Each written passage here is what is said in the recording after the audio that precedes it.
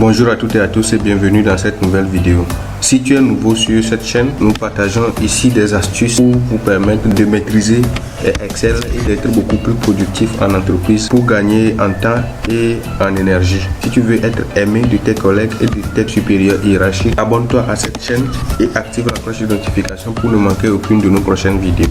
Dans cette vidéo précisément, on va faire un exemple purement pratique où nous avons une base de données imaginaire d'une société qui vend des fruits dans les différents quartiers. Cette base est constituée de la date de quartier dans lequel on est allé, le transport qu'on a utilisé, le type de produit, les unités vendues, le prix unitaire et puis le CA généré. Dans cette vidéo, nous allons voir par quartier quel est le chiffre d'affaires qu'on a fait depuis qu'on a démarré notre activité sous forme de ce tableau. Mais avant ça, abonne-toi à la chaîne et d'activer la cloche de notification pour ne manquer aucune de nos prochaines vidéos.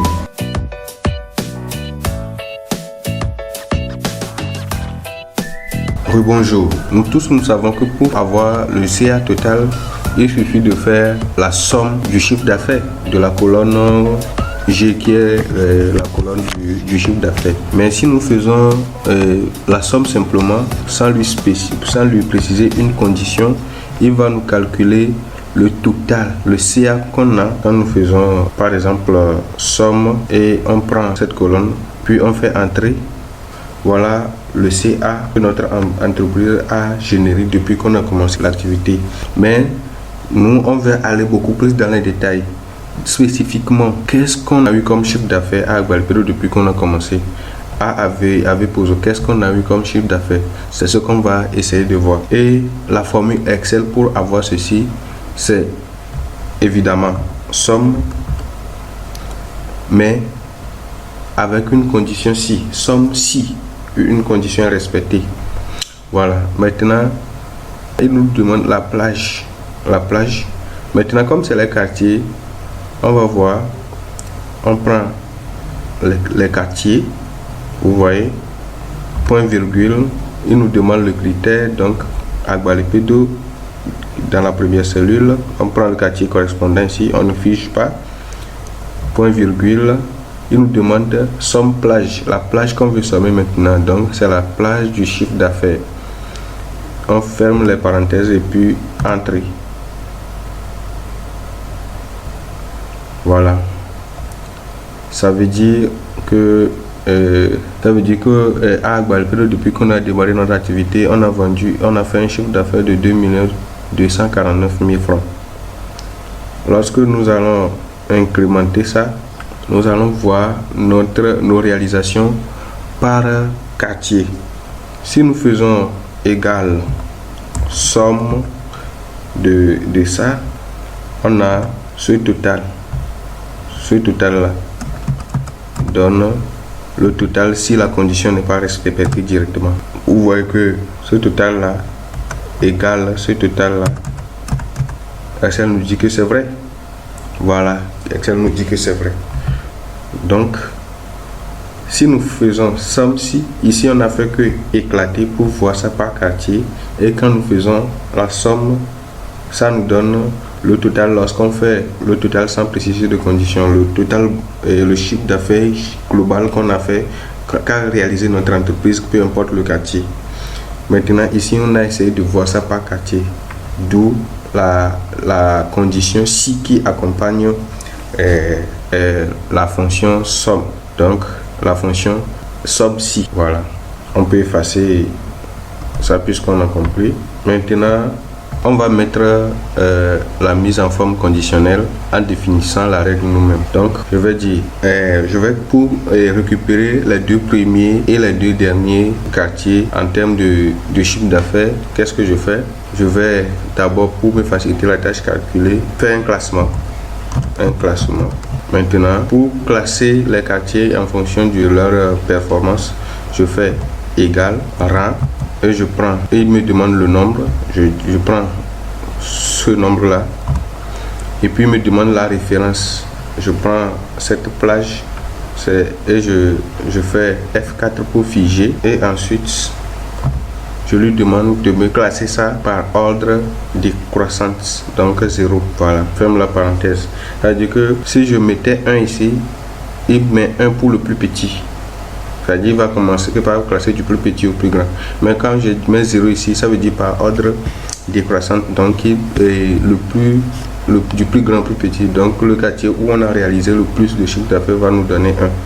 Et puis on fait entrer. Maintenant on peut incrémenter.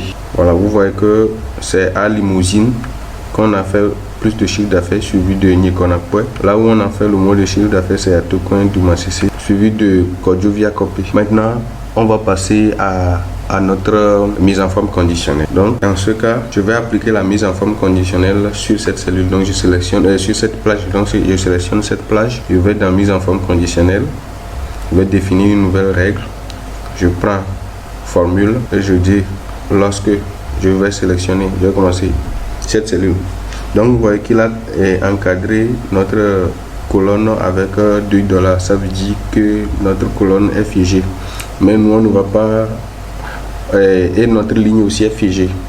Voilà, donc nous on ne va pas figer toute la cellule. On peut figer la colonne. On ne veut pas que la colonne varie, mais la ligne doit varier pour qu'on puisse avoir des informations jusqu'à ce niveau. Voilà, donc on va dire si c'est inférieur, si c'est inférieur à 3, ça veut dire inférieur à 3, ça veut dire c'est 1 et 2.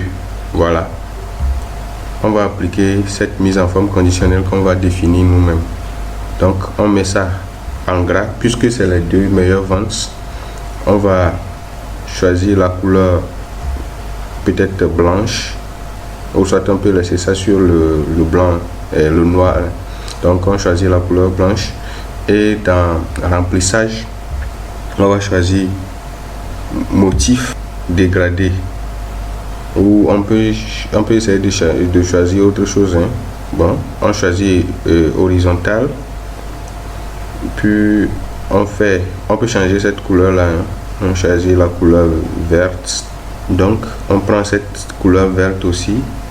Voilà, bon, c'est pas joli, on choisit ça, ok, et on fait ok. Si on fait encore ok, on va voir que ceux qui ont cette mise en forme là, ce sont les quartiers dans lesquels on a le plus vendu. Donc les deux meilleurs quartiers, les deux top quartiers quoi. Puis on fait ok. Vous allez voir que c'est Limousine et Nikonakwe qui nous ont le plus apporté en termes du revenu. Donc on va appliquer également à cette mise en forme conditionnelle, on va définir une autre règle, ou toujours la formule, et puis on dit cette fois-ci également cette cellule, la première cellule, on libère les lignes pour que les lignes puissent varier, mais on peut figer les colonnes. Ensuite on va faire supérieur, et voilà, cette fois-ci on fait supérieur à 5, ou bien on fait supérieur ou égal à 7 et 6. Vous voyez, si je faisais supérieur sans égal, je vais mettre 5, mais je fais supérieur ou égal, là ça va être 6. Donc ça veut dire que 6 aussi fait partie. Si je dis supérieur à 6, il va me considérer seulement le 7. Donc c'est pourquoi quand je dis supérieur, je mets 5 pour qu'il considère à partir de 6. Puis on dit ok. Maintenant on va définir notre mise en forme. Cette fois-ci on va dans couleur. On peut prendre la couleur, on peut garder la couleur noire, hein, ou bien on peut toujours prendre la couleur blanche. Et puis dans remplissage, au lieu d'aller dans motif, on peut aller choisir autre couleur, hein, définir ça comme on veut. On peut prendre cette couleur là et personnaliser ça comme on veut, et on va visualiser comment ça va s'afficher. On peut aller ici, revenir à la police et mettre ça également en gras, puis on fait ok, on visualise ça, ok, c'est bon, ça nous va, on fait ok. Vous voyez, nos deux bottom, nos deux pieds quartiers qui nous rapportent pratiquement pas du chiffre d'affaires, ou bien le mois du chiffre d'affaires, c'est Douma CC et Kodjovia Copé. Si vous avez aimé cette vidéo, n'oubliez pas de la partager avec vos amis, abonnez-vous et moi je vous dis merci et à la prochaine.